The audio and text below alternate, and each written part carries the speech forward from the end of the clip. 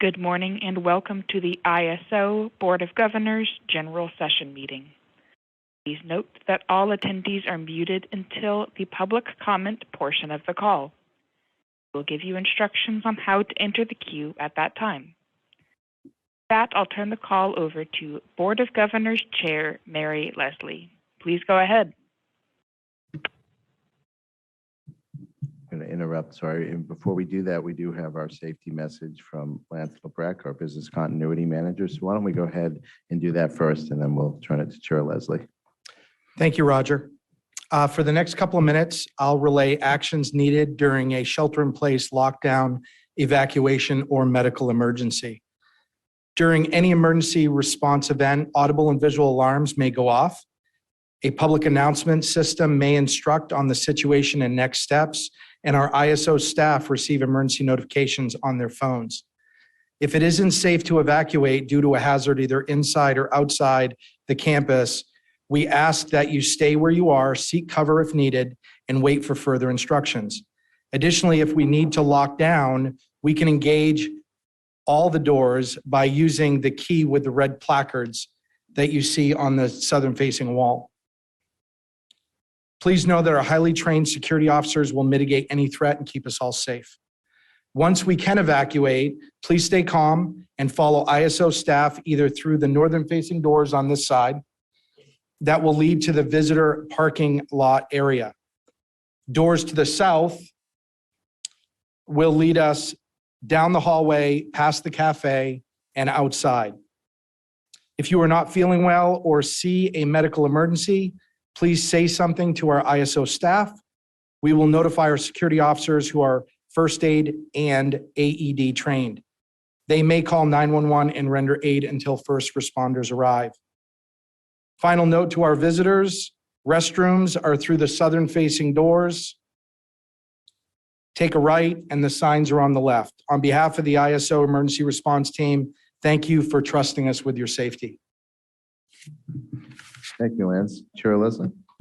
Thank you and good morning. I just wanted to take a moment to thank everyone again and celebrate the unanimous vote of the joint general session with the governing boards yesterday on creating the day ahead market. And I want to say especially to two of our board members who have been here the longest and were the most responsible for that success, Angelina, and especially you, Ash, because this is what a way to culminate your 10 or 11 years of experience. I just want to give you two a round of applause.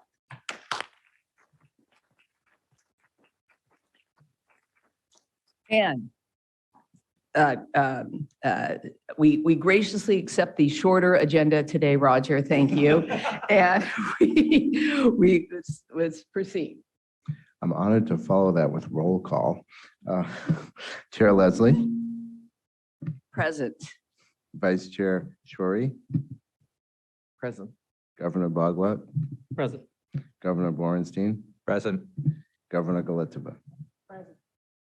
Thank you. All present and accounted for. We have a quorum. Before I hand it back to you, Chair Leslie, I did want to note, as we had noted yesterday, that because we are in a hybrid meeting, that we, for the purpose of public comment throughout the agenda, we will collect comment cards from those in the room.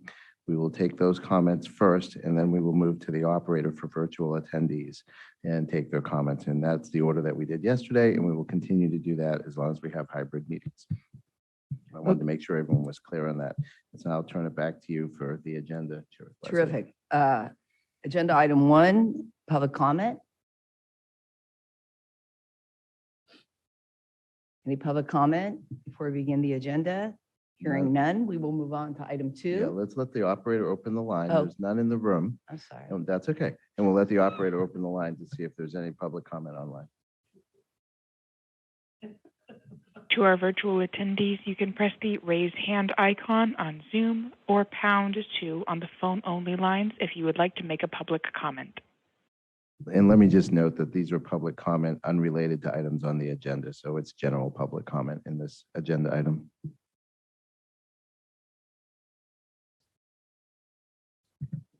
There are no comments in queue at this time.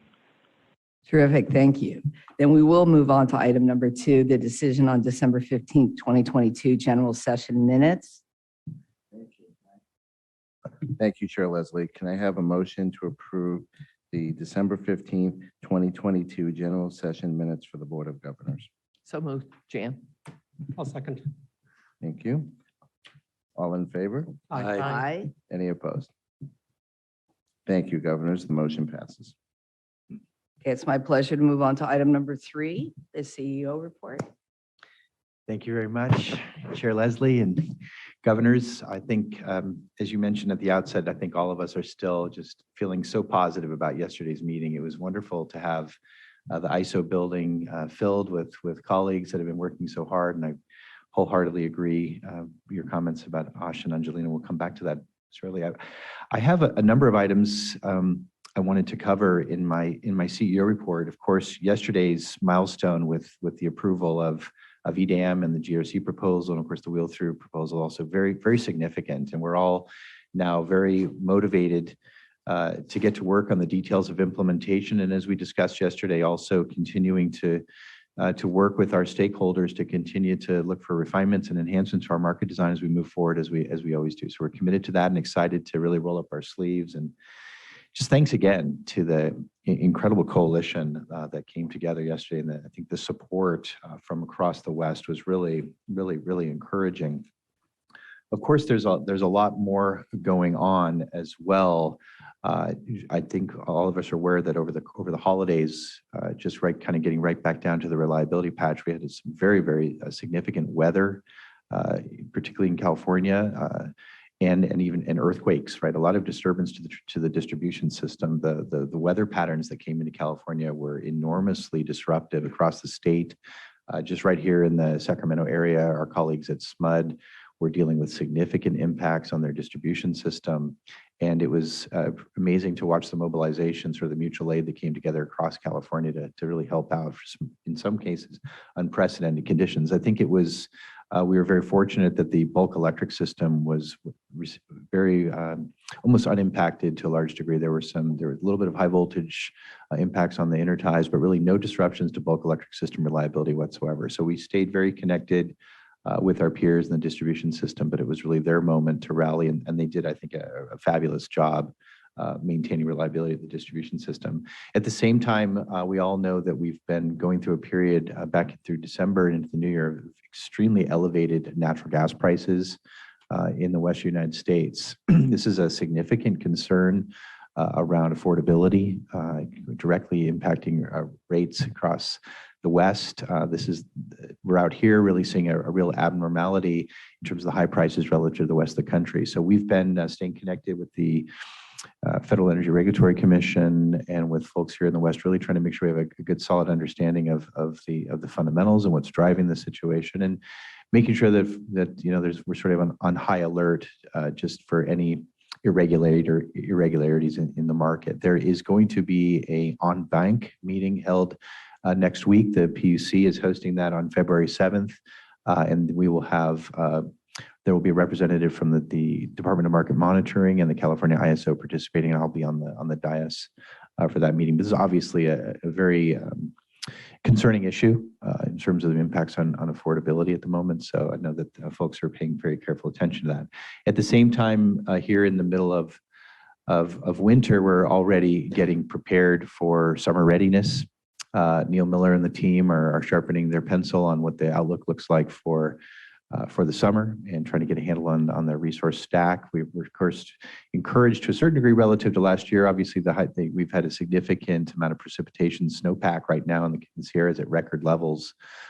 We've had some refill of reservoirs. We've put another couple thousand megawatts of batteries on the system relative to last year. So those are encouraging, but other parts of the West that we are also dependent upon the picture's not quite as good. The Northwest is at about 80% of average on the hydropack up there. And of course, there are a lot of uncertainties in the weather and other resource performance. So we will be hosting another summer readiness roundtable in May.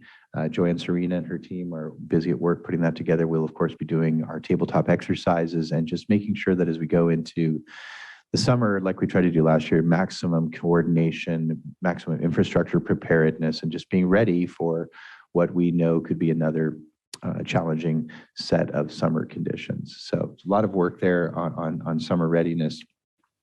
One of the, I think, really important achievements last year that didn't get a lot of visibility, but will start to, is we spent a good part of last year renegotiating what was previously known as the MOU, between Memorandum of Understanding between what was previously just between the California ISO and the California Public Utilities Commission, which since back to about 2010, 2011, sort of characterized the working relationship around transmission power planning between our entities. Last year, we decided to update that to reflect a lot of the work that's gone on, the thinking, and to really try to do as good a job as possible of synchronizing long-term power resource planning, transmission planning, interconnection queuing, and procurement. We recognize that all of those are pieces of a set of gearing that need to be synchronized so that we can effectively onboard resources into California.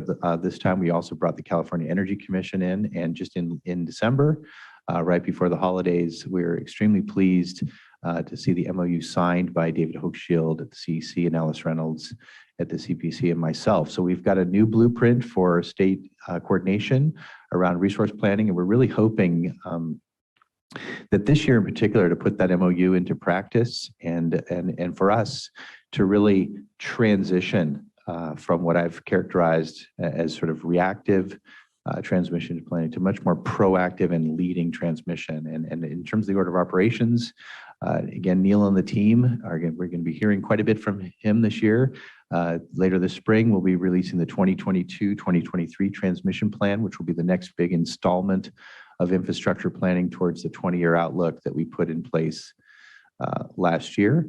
And this plan is really going to be trying to really identify the forward-looking zones where we think the next big major resource batholith will be opened up.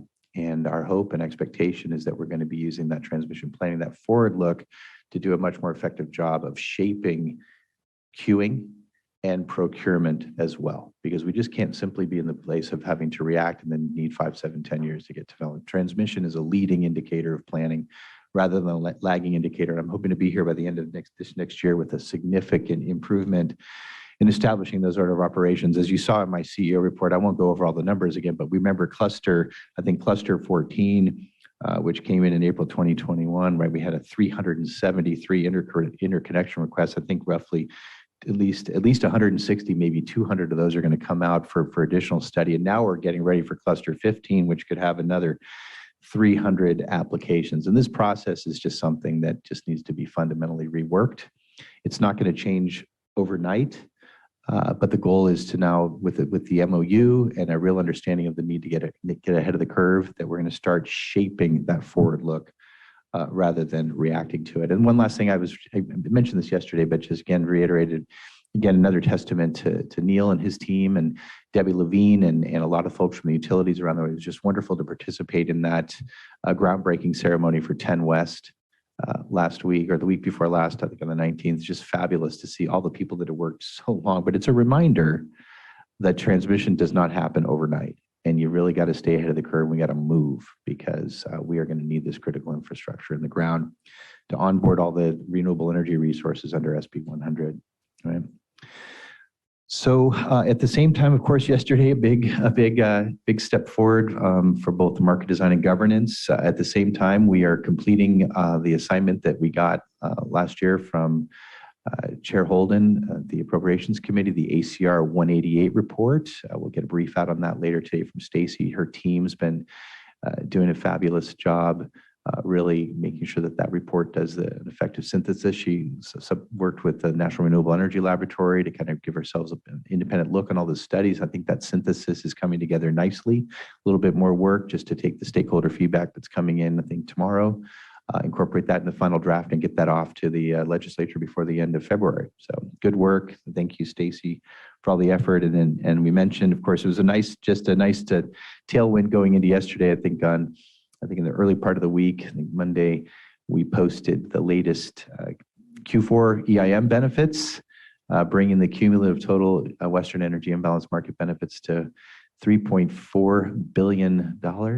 And as I noted yesterday, and something that we heard from number of people here in the room, including Scott Bolton at PacifiCorp, who was with the company that's there for the beginning. These are just benefits that have just directly helped lower electricity costs for electricity consumers across the Western United States. Big chunk of benefits here in California and also our partners across the West. And certainly what we decided yesterday is going to help really build on that footprint and build on that legacy of economic and environmental value. So it's been a really, it's been a privilege this last couple of days to be part of the conversation here. Just thank you all for your leadership. And we also, as we acknowledged briefly yesterday, yesterday was another important milestone. It was likely the last meeting of Ash Bhagwat, our former chair, right, Roger, your eternal chair. Forever chair, yeah. But Ash, we just wanted to take a few minutes just to recognize you, and it's just been an absolute honor to work with you and to work under your leadership in our board, your chairmanship and your leadership, and just your capacity to very subtly and in such a inconspicuous and such unassuming way to absorb information and really understand what's going on has just been such an asset to us. Your observations, and also for me, for these last couple of years, just such laser focus on resource adequacy and just recognizing how important that is to California and the West. That was really in many ways the impetus behind the work on the MOU. And I think your inspiration to say, hey, we've got to get this right. So wanted just to thank you so much and wish you all the best. And thank you so much for your leadership. It's just been fabulous. And I wanted to maybe open the floor and see if anybody else, I'm sure, would like to offer a few comments about Ash. Yeah. Well, I just like to offer the comment that until we got to the resolution, I did not realize what a distinguished professor, academic, and scholar you were. So apparently that went unappreciated for 4 years. But now I'm very excited about your work moving forward, that you're going to solve the internet challenges and put all the necessary guardrails in place for us. But boy, are you going to be missed, Ash. So just know that. And you were greatly appreciated, especially for us newbies, right? Yeah, I will chime in. I actually did know how brilliant a scholar you were because I immediately went and checked you out.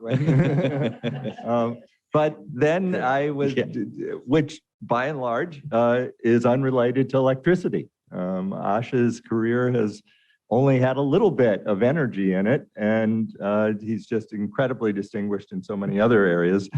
Your brilliance, your fair-mindedness, your preparation and hard working and clear hard work, and your calm through some of the more difficult discussions have just been immensely valuable. I will not say you couldn't possibly, no one could fill the shoes, but whoever comes in is going to have a very steep learning curve to even come close to making the contributions you have. It's been a real pleasure to serve with you, Ash. I just have to say, every time you have a question, I sit here thinking, how come I didn't think of that? That was brilliant. You are so incisive in honing in and yet pulling it up to the level of the policy parameters, the landscape that we need to consider. So you are continuing to be a professor in this room, teaching the newbies on the block. And I want to thank you for that and wish you the best. And I look forward to reading everything you're going to write about social media and Elon Musk. And I'm sure it will be fantastic. Ash, we started together on this board. It's been an amazing journey. And he had been involved in energy. He knew a lot of about energy because the governor's office, as Ash was being appointed, said, well, he was critical in the energy crisis, and he was the most brilliant of all in terms of figuring out what the issues are and moving California out of that debacle. So your service has been long, and it is, I think, very highly valued. You've been here, and we've worked together, and the culmination of EDAM, blending it with the market design together with governance, was something that all of us collectively worked on, and we should all be very proud of. And going out on that high is tremendous. Now the rest of us have to do the hard work of making sure that it's implemented. And you're right, Ash is a brilliant mind. His knowledge, his wisdom not because he's just a professor, but he understands the issues and fills the audience and brings out everything that we need to discuss. And the continuity that has happened all along with all of the issues, EIM, and EDAM, and everything else that we've worked on has been tremendous. But most of all, Ash, it's your collegiality, your humility, your professionalism. You always cool under pressure, always making sure that the issues are balanced and you're a voice of reason. And that made you the most valuable board member and a foundation for a team, because we all need to work as a team to get this done. So yes, those are big shoes to fill. We're going to miss you a lot. Hopefully you have more fun, or actually as much fun doing what you're doing next. And we'll miss you. And it's been a privilege and an honor to serve with you. So thank you for being a friend and a colleague and a supporter. Thank you all so much for your kind words. Really, really appreciated. It's been an amazing run. It's been 12 years of just unmitigated pleasure. Great fellow board members, management, stakeholders, got to know all sorts of people. The ISO staff is just amazing. Special shout out for Stacy Bernard, who has won a Nobel Prize in herding cats over the last 12 years. I also just wanted to say, so thank you, everybody. I also want to say, this has been special for me for many reasons, but it's really important to recognize that the work we have been doing for the last 12 years is addressing the single biggest challenge that humanity faces today, which is climate change. And this organization has become an absolute leader in trying to figure out how we solve this really existential crisis for the human race. And we've become a model for the rest of the world. And that's something sometimes we forget to take a step back and recognize just how important the work we do here is and how well we have been doing it. EDAM, all of these things, they're all part of the big picture, but that's the big picture. And so I really am just humbled and appreciate having had a chance to be part of this work just because of its importance. So thank you.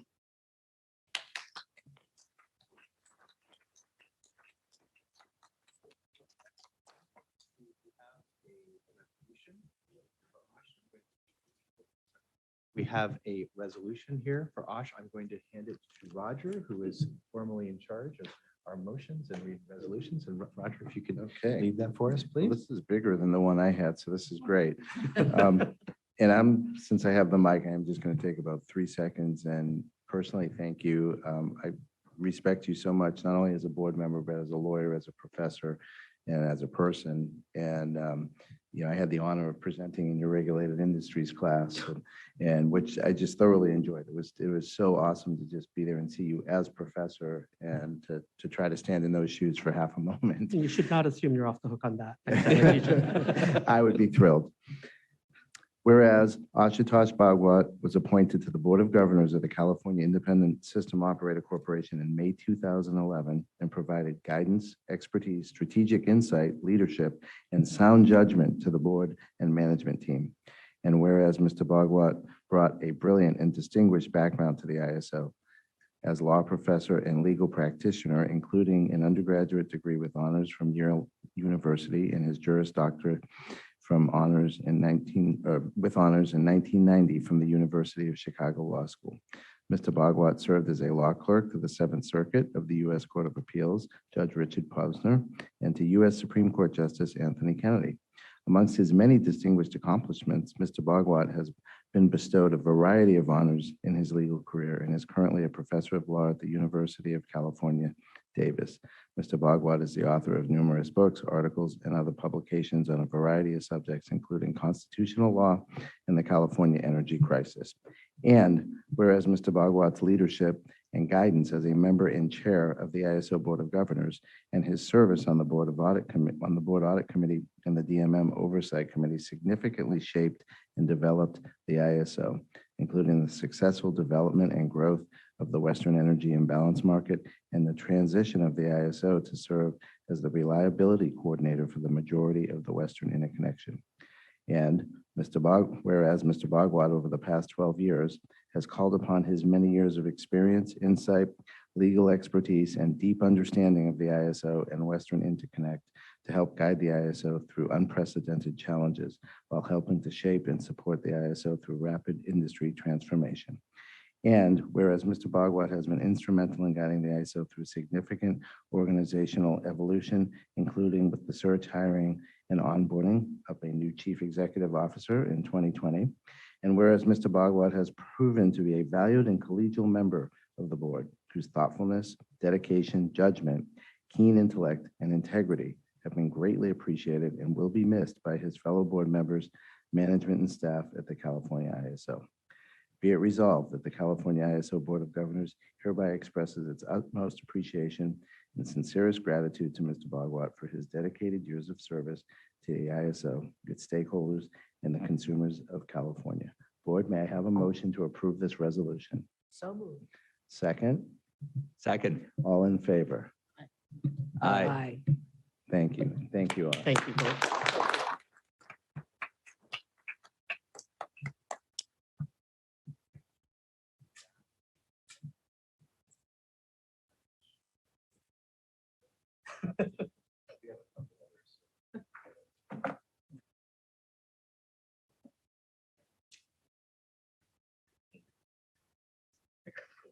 Here, Ash was right. For an organization that we were reminded constantly is not a policy maker, but a policy taker, we certainly are on the cutting edge of climate change and providing solutions for the fourth largest economy in the world right now, reaching 100% carbon free by 2045. So lots of work to do.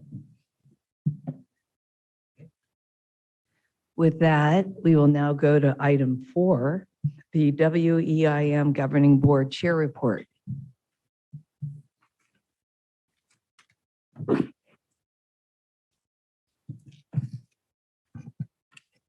Chair Leslie, Vice Chair Shorey, Governors, good morning, and thank you for allowing me to provide an update on the governing body.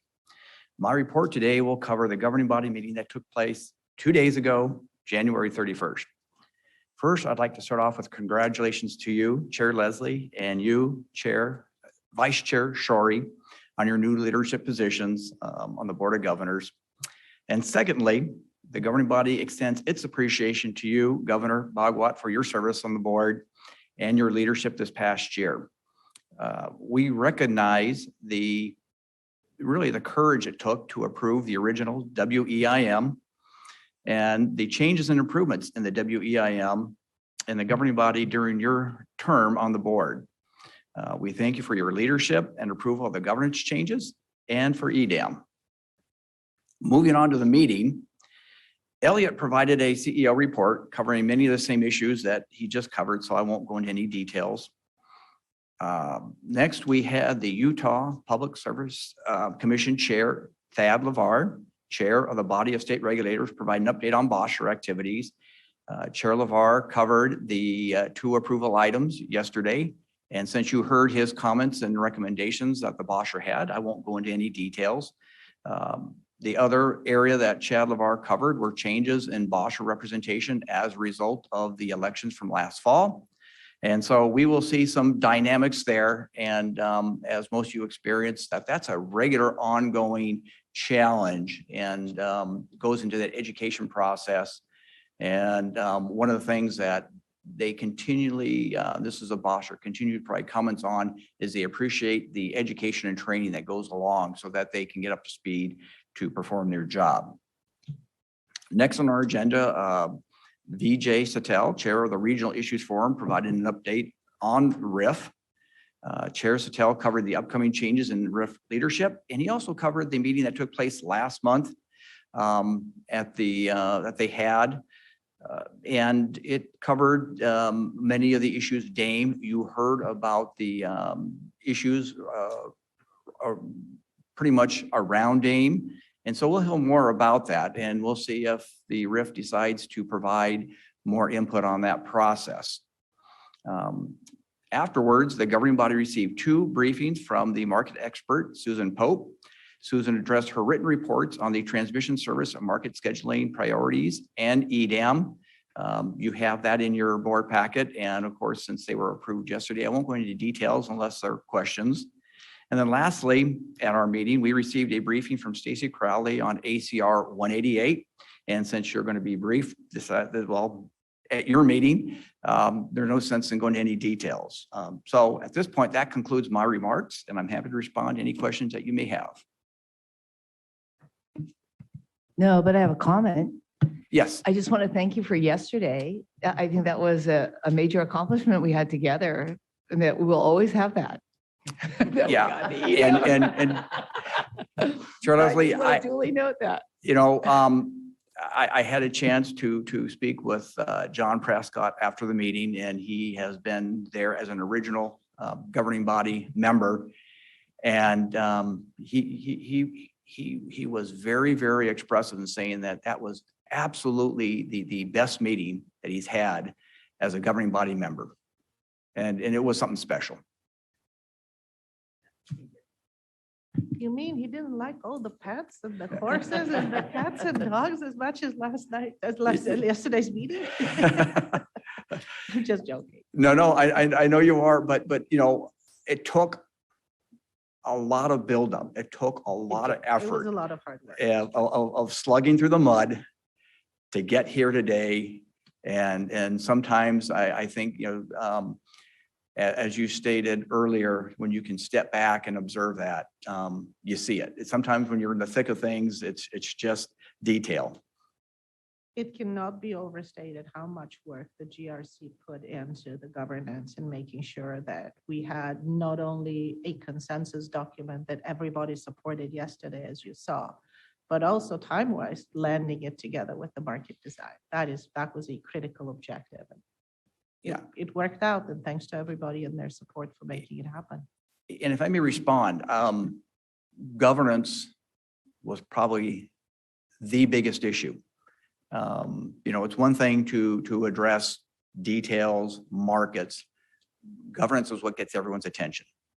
And not only for the GRC to bring this really strong consensus approach together, but to have it supported by every state, and then by all the utilities, and then all of the participants.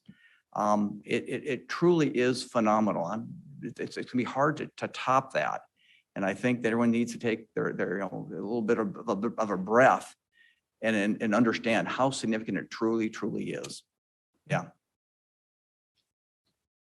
All right. Thank you. All right, so now we will move on to Roger. Item number Yeah, item 5. 5, the decision on the ISO planning standards. Neil Millar. Yeah, thank you, Chair Leslie, Board of Governors. Today, Jeff Billington will be presenting a decision item regarding changes we're proposing to the ISO planning standards. These planning standards are a feature of the enabling legislation that created the ISO and are part of the ensuring that we meet technical requirements that go beyond those that are set out in national standards. Our planning standards were last updated in 2018, so it's been a while since they've come in. The changes Jeff is presenting today augment the parameters around how remedial action schemes are used on our system to provide reliable service, keep customer costs down, and also ensure that these can be reliably integrated into the functioning of the electricity market. So a very critical aspect to us as we've been more dependent on these going forward. I do want to thank Jeff, Robert Sparks, David Lee, and the Transmission Planning Group, as well as Haled and his team for their perseverance in dealing with an admittedly very complex technical issue that culminates in the changes Jeff will be presenting today. So thank you, and Jeff. Thanks, Neil. Good morning, Chair Leslie and members of the board. As Neil indicated, I will be presenting the decision item on the changes to the ISO planning standards that are related to the Special Protection System guidelines. Next slide, please. The ISO uses special protection systems, also known as remedial action schemes, as Neil indicated, extensively to lower the costs, increase utilization of existing transmission, and speed up interconnection of new resources to the system. The current guidelines focus primarily on the basic design of remedial action schemes themselves and generally do not address the potential interaction of remedial action schemes with market operations. The complexity in the logic of various remedial action schemes has increased to a level that result in risks to conflicting with the market operations. And these issues must be addressed to ensure reliable system operation. And in addition to this, the existing guidelines also need to be updated to reflect changes to the NERC reliability standards. Next slide. The changes to the remedial action scheme guidelines include simplifying how the generation will be armed in a particular remedial action scheme. And this includes the setting of remedial action scheme arming limits based upon the maximum capacity of generation, not the dispatch level at the time, and connecting only the most effective generation to the remedial action scheme, and also avoiding remedial action scheme arming and generation tripping that is based on generation output levels and transmission flow levels. These changes also include specifying that a remedial action scheme can be designed to trip storage in the discharging mode or in the charging mode, but not in both the discharging and charging modes. Next slide. Further changes also include allowing a relaxation of guidelines under certain interim or exceptional conditions, and that the current guidelines in the ISO planning standards, as I indicated, require changes to align with and complement the NERC reliability standards.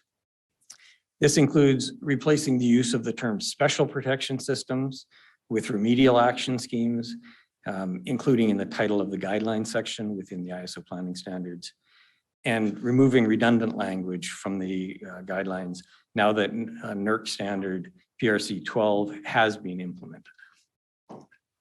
Next slide. The ISO initiated a stakeholder process to review and update the remedial action scheme guidelines in June of 2021. The initiative was put on hold for a period of time during the initiative, and that was to address, as Neil indicated, the complexities of implementing remedial action schemes in the ISO market. We received general supportive comments and detailed questions throughout the stakeholder process. And in the draft final proposal, we received comments from San Diego Gas and Electric and from AES Clean Energy. Next slide. In regards to San Diego Gas and Electric's comments, they recommended that the guidelines be classified as standards, or that we have a tracking process should be established to document any remedial action schemes that do not meet guidelines if these are not converted to standards. And in regards to this, in working with stakeholders, the ISO determined, and we will work with the participating transmission owners to develop a tracking process for all new and existing remedial action schemes and document their alignment with the guidelines. In regards to AES, they identified a specific comment with regards to one of the guidelines and how in terms of to avoid monitoring facilities that are more than one substation away from interconnecting generation or transmission facilities where the loading concerns were identified. And in discussion, we identified that remote monitoring of facilities can add complexity to system operations, and that remote facilities tend to be less effective for mitigating. However, to address AES's concerns, we did modify the guideline language to allow relaxing the guidelines in certain conditions. And so that's with regards to the comments that we received on the draft final. And so with that, the ISO management recommends approving the ISO planning standards updates to the special protection guideline section, including renaming the section to be the remedial action scheme guideline section. So that concludes presentation. So any comments? Any questions? Comments or questions from the board? Seeing none, thank you very much for the presentation. That was excellent. We are now going to proceed to item number 6. We're not. No, we're not. Oh, we're going to vote. We're going to vote. Well, need first, to we're gonna see if there are any public comments on the phone. Public comments. So I don't think there are any in the room. And so operator, if you can check if there's any public comment for this agenda item number 5. To our virtual attendees, if you would like to make a public comment, please press the raise hand icon on Zoom or #2 on the phone lines.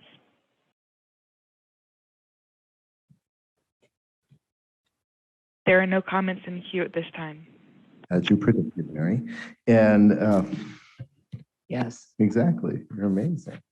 And now we have a vote for the board. So let me go ahead with the motion. Move that the ISO Board of Governors approves the ISO planning standards as described in the memorandum dated January 25th, 2023, and as included as attachment 1 thereto. Can I have a motion, please?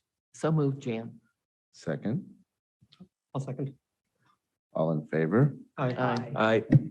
Any opposed? Thank you, governors. The motion passes. Now we will move on to item number 6, the decision on the Audit and DMM Oversight Committee memberships. And conversation should ensue, but to help structure that conversation, why don't I defer to you, Angelina, as the current head of DMM, to give us an update on what the suggested new organization of that committee will be. Well, can I say this is the best committee? And it's a wonderful committee.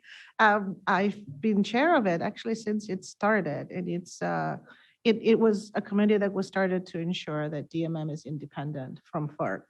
And also that there was direct oversight from the board to a committee, to the DMM specifically, because we were in charge of them, not only with oversight, but ensuring that HR issues, administration, and everything was copacetic. So we have a holistic, more management-specific role in oversight of the DMM.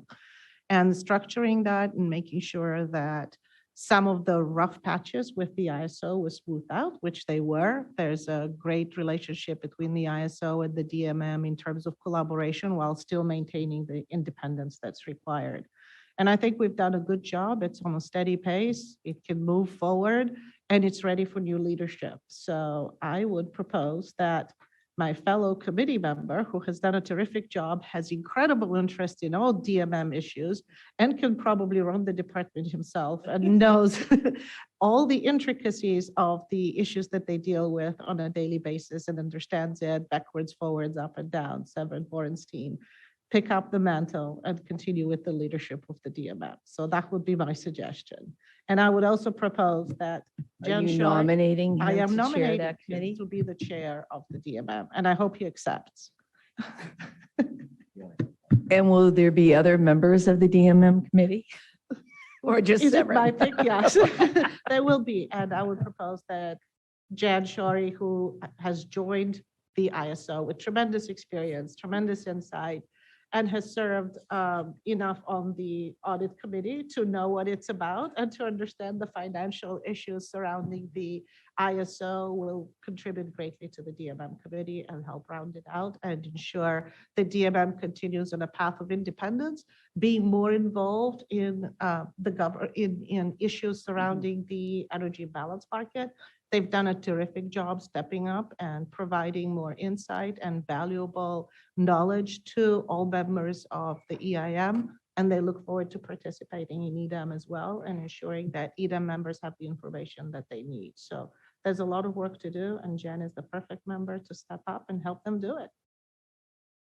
Okay, well, we And take some can I, comments and then we'll go to a motion on this one. accept the nomination and thank Angelina for being instrumental in building what I think is an incredibly effective and functional Department of Market Monitoring. And it is an area I'm very interested in, and I'm looking forward to continuing to be part of building that organization and the DMM oversight function. And shall I do nominations for the audit committee? Well, Why don't we go ahead and do a motion Okay. on this, on the DMM committee, and then we'll go on to the audit committee. So move that the ISO Board of Governors elects Jan Shorey to serve as a member of the Department of Market Monitoring Oversight Committee effective February 3rd, 2023, which will now consist of Jan Shorey and Severin Borenstein as the chair. So moved. Second. All in favor? Aye. Aye. Any opposed? Thank you, Governors. Now, please proceed.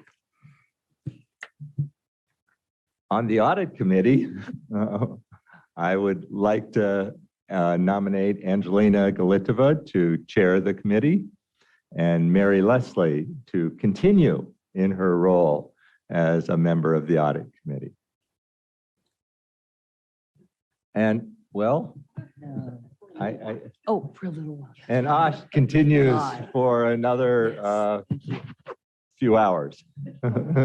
Just to, actually, right, but you Oh, never know what okay. audit emergencies will arise, so. Okay, okay, and. They happen Ash every day Bhagwat in the to audit continue world. as a member of the audit committee. And I would just like to say, handing over the bold leadership of the audit committee to you, Angelina, that I think this will be your new most favorite committee. Well, I have successfully avoided serving on it until now, so we shall see. I'm sure it will become a favorite very fast. Thank you. Well, and you will be my new favorite chair of the audit committee as well. Move that the ISO Board of Governors elects Angelina Galitova to serve as chair, as a member and the chair of the audit committee effective February 3rd, 2023, which will now consist of Angelina Galitova as chair, Mary Leslie, and Ash Bhagwat until his term expires. So moved. Second. All in favor? Aye. Aye. Any opposed? Excellent. Thank you, governors.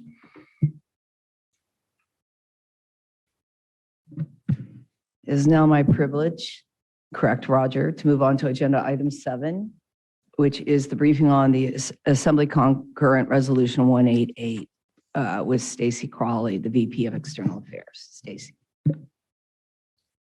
Thank you, Chair Leslie and Board of Governors. Good morning. I'm here to provide a briefing on the implementation of what was requested in Assembly Concurrent 188. This was a resolution that was passed unanimously by the Assembly and the Senate of California back in the fall of 2022. And really the intent of this, the author was Assemblyman Chris Holden. The intent was just to have the legislature recognize what has happened in the West regarding the conversation about regional collaboration in terms of markets. Since the legislature last discussed this, which was back in 2018, a lot has happened. Several states have developed ambitious clean energy policies similar to California.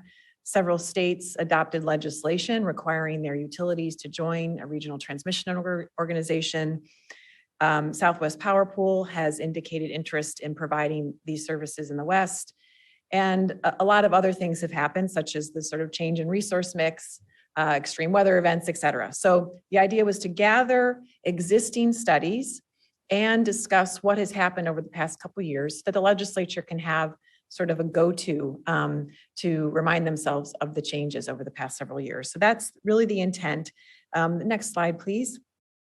I put in quite small font here what the basic requests were. One, to summarize the existing studies of expanded regional cooperation on California and identify the key issues associated with that, right? Then also, they asked specifically to provide any updates, if there were any, on the joint agency report to comply with Senate Bill 100. This joint agency report was conducted by the California Energy Commission, the California Public Utilities Commission, and the California Air Resources Board.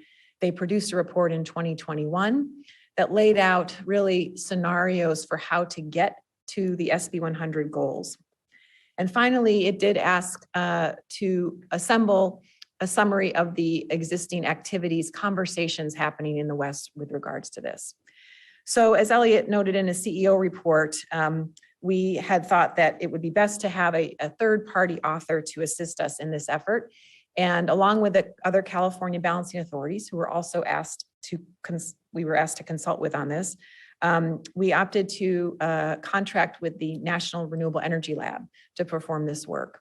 And so they have a lot of experience in doing their own types of studies, but also assembling these things in a very neutral way. So we went ahead and contracted with them. Next slide, please.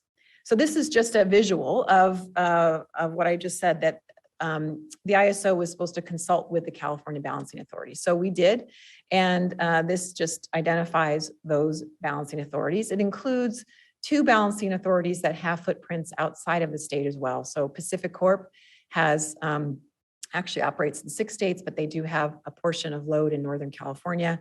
And NV Energy has a small pocket of balancing authority responsibilities in the Lake Tahoe region.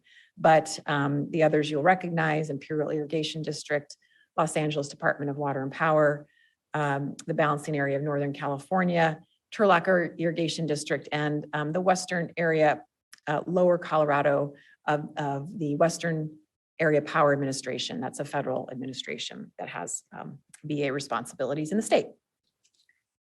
So progress to date. As I said, the bill was passed, or the resolution was passed in the fall, August of 2022. We did immediately consult with the California Balancing Authorities. We created a working group. They decided who they wanted to help lead this effort from their respect. And so we created a working group. We discussed the ability to work with NREL with them, and then we spoke with and contracted with NREL to get their work underway.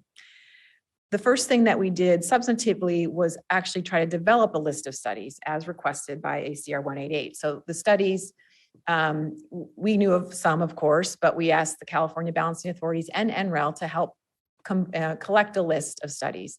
We posted that list to our website, and we announced a public call to not only discuss that list and seek comments on that list of studies, but also to walk through what our implementation plan was on this. So we had that public call in the 3rd quarter.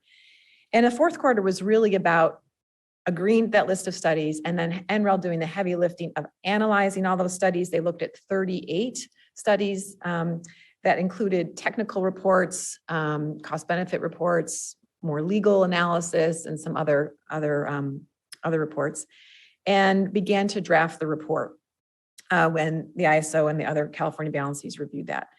So then in January, we did release a draft report, posted it on a public website that I'll show you here at the end. That is where we have anything related to ACR 188 posted. And we asked for public comment. We held a public call to walk through that draft report.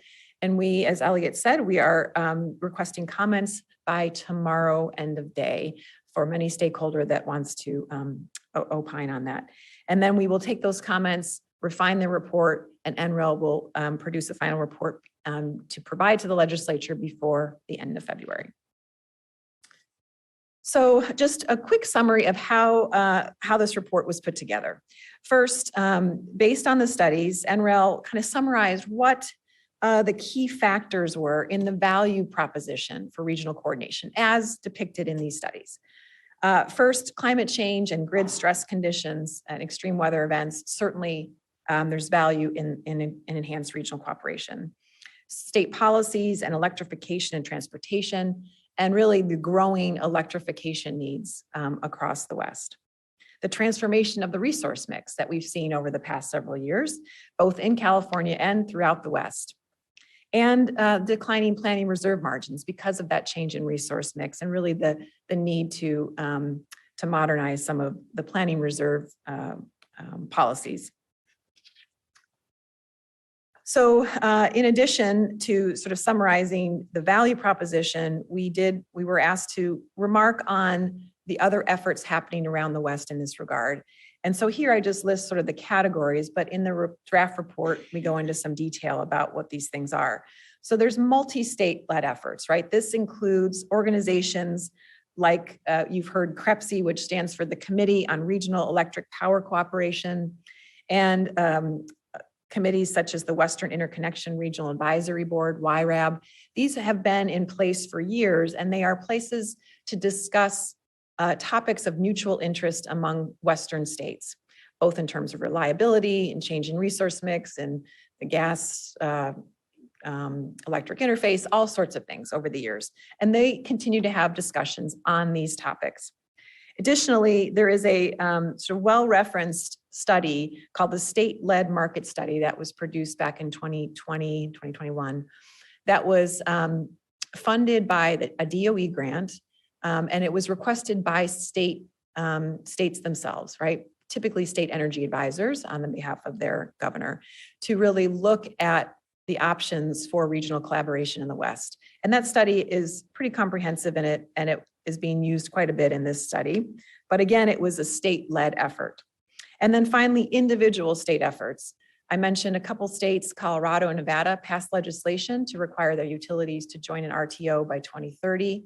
Other states like Oregon, they passed a study bill to look similarly to this, is to look at the benefits of regional cooperation for their state. Arizona has an open docket in their regulatory commission to collect information on regional collaboration efforts, and they've held hearings. They've asked us to be there to present. And other states such as New Mexico were looking at the impacts of regional collaboration when there was a potential merger between their utility PNM and Avangrid. So lots of states have been considering this issue. Next slide, please. The report goes to look at a couple of frameworks. NREL, after looking at all the studies, there was really some common themes, right? And how to look at this regional cooperation. So it's certainly the regional transmission organization model. That's the most comprehensive, centralizing key functions. That was one that was represented. And it looked at both single RTO and maybe multiple RTOs in these studies. Of course, the energy imbalance markets, we have our Western Energy Imbalance Market, and the Southwest Power Pool has an active Western Energy Imbalance Service program, WISE, and the day-ahead market conversation. Certainly, as we saw yesterday, we are embarking on an EVAM market in the West, and SPP also has what they call Markets Plus, which is a similar type of structure. And finally, noting that resource adequacy was a common theme amongst these studies to make sure that there is an understanding of how coordination could potentially improve resource adequacy requirements. Next slide, please. So in their assessment of these studies, NREL poses 4 questions to try to help synthesize the body of literature. First, what does California and other Western states have to gain by enhanced regional cooperation? How well do the modes of regional cooperation achieve those benefits? And in an RTO, how would the distribution of benefits change with the various models that were looked at in these studies? And how options might uniquely affect California versus other states? So that's how they framed the analysis of these reports. Next slide, thank you. So a couple of things to summarize here. Again, this is draft and they're continuing to seek stakeholder comments and refine, but really a couple summary points on the impacts to California. All the regional market options of expanded cooperation does increase the use of California clean energy resources more effectively, and the RTO model being the one that provides the most benefits. All regional market options reduce West-wide CO2 emissions. The WEIM, for example, we know we're tracking is reducing emissions today. California could see, however, reduced reduction in CO2 emissions if entities were to look to another type of model structure, such as the one that SPP has offered and others, leaving some potential benefits on the table for California. And all RTO options do provide the greatest reduction of CO2 in these studies versus these sort of real-time or day-ahead market options or resource adequacy options.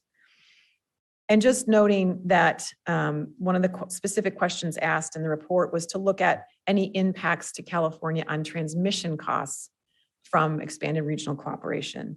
There were no specific studies that address this very question, but there are generalized topics of the efficiency of a better transmission planning structure across a wider footprint, right? But it is hard to get down to specific details when you don't know what the footprint size is or what transmission lines you're talking about. Some additional summaries. One, if there were a second RTO outside of the California ISO footprint, it could reduce benefits to California while other states would see benefits. There could also be reduced benefits to California if entities chose to leave the EIM or EDAM when that gets underway. There could be less savings in terms of operating costs if there were 2 RTOs versus 1. And of course, resource adequacy, having a single RTO would provide greater efficiencies rather than 2. So these are somewhat obvious, but these are summarized in the studies. And some additional findings on the frameworks that we discussed in terms of the type of collaboration model. A more comprehensive study or structure is better than a less comprehensive one, right? That's also could be obvious. It yields greater decarbonization benefits, and the advanced footprint allows for better usage of resources. But there are also some increased issues with a more comprehensive model, and those would have to be discussed. It's important to note that all forms of cooperation, enhanced cooperation, do provide benefits. It's just that the RTO structure provides the most benefits there. And the resource adequacy benefits with programs such as the Western Resource Adequacy Program coming underway could really provide benefits across the West. As I noted earlier, the resolution did ask specifically for any updates to the Senate Bill 100 joint agency report that was put out in 2021. There are no updates to that report. It is an every 4-year report that the legislature asked for. But we did in the draft report sort of summarize what SB 100, this joint agency report, put together. And it's looking at really 3 case scenarios to make sure we get to that SB 100 goal. And in all those scenarios, it shows an additional need for capacity, sometimes significant new capacity. It shows that new transmission will be needed and could cost in the billions, and a greater reliance on imports for California would be necessary. So that's how we left it in that report. And the last slide is really just some resources for the public and for you all. We do have a regional solutions webpage that hosts, as I said, everything associated with ACR 188. There's a link to the draft report. There's a comments template there. There's previous recorded meetings and the list of studies that were looked at. We are requesting comments by tomorrow, and there's a way to get a hold of us if you have any questions. So with that, I'm happy to take any questions. Do we have questions? I have a couple thoughts that I wanted to share. I have not read all the studies, but I read the descriptions of the studies, and I want to encourage, and it's, I mean, there's a lot of good information there. I want to encourage in the final write-up a crisper or more clarity on what the counterfactual is that each study is comparing to, because there are a lot of sort of numbers that this creates so much in benefits, but I found myself thinking compared to what? And I think it would just, and I assume, well, there are some papers that are fuzzy, but I think most of them are clear about what the baseline is they're comparing to. The other is, and I know there's a resistance to this, but it would be great to put some financial numbers or dollars on the reliability and decarbonization values, because what a lot of these studies tend to do is say this will create X amount of value in essentially more efficient dispatch. And then it will also improve reliability and decarbonization, usually either with no metric or with some other metric. And invariably what the media and what gets discussed is, and in fact, this happens with the IM, that we focus on a dollar number that's the redispatch value, when the true value goes well beyond that. And I know it requires some assumptions, like what's the value of decarbonizing? We could use the social cost of carbon. We could use some alternative way of getting there or something. And likewise, what's the value of reliability, which yesterday I complained about the value of lost load assumptions. But keeping them in separate metrics, I just worry invites an interpretation that just focuses on the redispatch value. And that's not, I suspect that's not even most of the value, let alone all of the value. Thanks. Thank you. That's an excellent point, and I'm really glad you brought it up, Severin, because capturing the value of externalities that haven't been captured until now is important. And carbon benefits, climate benefits, air quality benefits tend to not be monetized and factored into the equation. So that's extremely important. And then another intangible, reliability. Reliability is also, to a certain extent, an unknown externality that we need to start quantifying a little bit better. Any quantification is better than no quantification.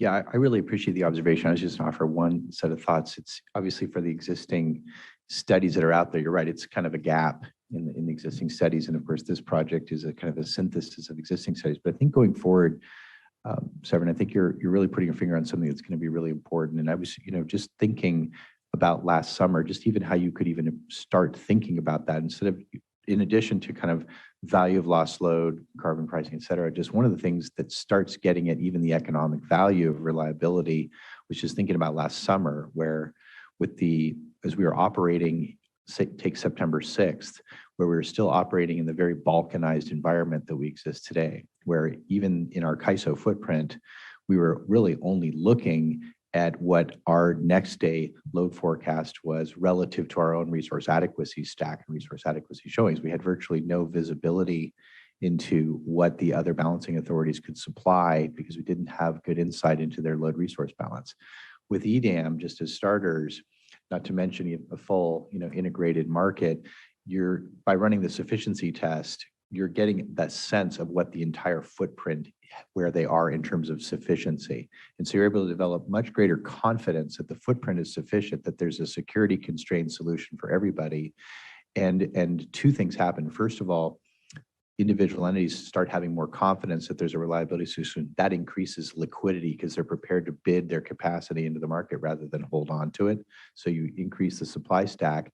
And by that increased confidence, you're not required to start triggering EEA watches or EEA 1s and EEA 2s, which immediately trigger massive price response and run up the price of electricity.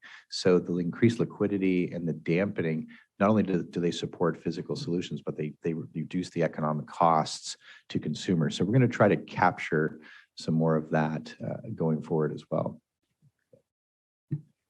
I just wanted to ask Stacy. Stacy, do we have people been commenting?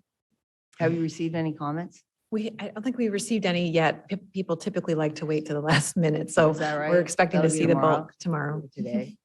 Okay, and then my second question you got at, because I don't think the report is digestible to the average person, in fairness. And honestly, I need the pithy points pointed out to me. And also I think it's a little rosy and everything is better if you just do this. And that would make me immediately skeptical as a human, because I would want to know what the risk was. I want the risk spelled out, because then I can weigh the risk to the reward. You're only telling me what I'm going to get. You're not telling me there's any danger in doing that. So I'm just saying in terms of making it a credible, useful document. Right, thank you. I know they do mention some of the sort of trade-offs in the report itself. I gave you such a high summary, but we can certainly take a look at that. I know that one of them I did talk about is that there are more issues, right, in an RTO structure. You have to work more closely with your neighboring states on policy issues. So there is some of that discussion, but I totally understand your point there. Because you're educating too, because I think what happens is there's going to be a precipitous drop off between thinking, okay, this is a good idea, and then when you really get down to what it requires, especially for those legislators, because they're going to have to change a lot of our relationships, right? So somehow you have to make that palatable, like, hey, it's worth it because we're going to get more reliability. It's going to cost less for the average person, consuming electricity. It's going to reduce curtailment or eliminate it. I mean, there's, like Severin said, there's so many really good benefits in doing it. But I would not diminish what's going to be required because I think that's sort of respecting the intellect of the person looking at it. Mhm. Like, okay, but you're going to have to do this, this, and this. And you know what? It's going to be worth it to do that. Thanks. We do reference the SB 350 study that the ISO conducted back in 2015-16. And I want to just take this moment because Ash was a big part of that back when we were doing it. One of the best memories I have is when Ash sat in on a couple stakeholder, pretty high attended, well-attended stakeholder meetings on this conversation. And Angelina did as well. But having them in the room when we were having really difficult conversations, to your point about what's going to need to change, I think it was super valuable just to see that you all cared. And one of my favorite memories of time is having Ash sit in those kind of difficult conversations, but it was great to have you there. So thank you. We'll miss you.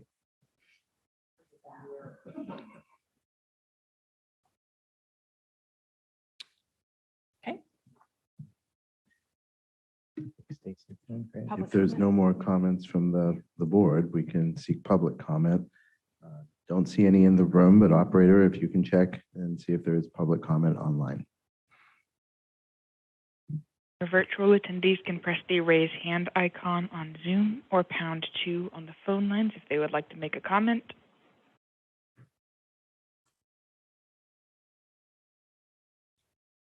There are no comments in queue at this time. Thank you, operator.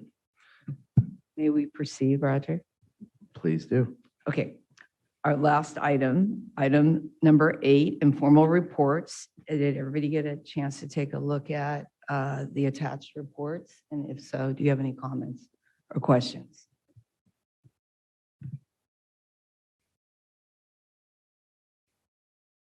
Seeing none, Hearing none. Roger, that means we get to adjourn. it does. Awesome. We are adjourning. You have Thank my, you. you have my blessing.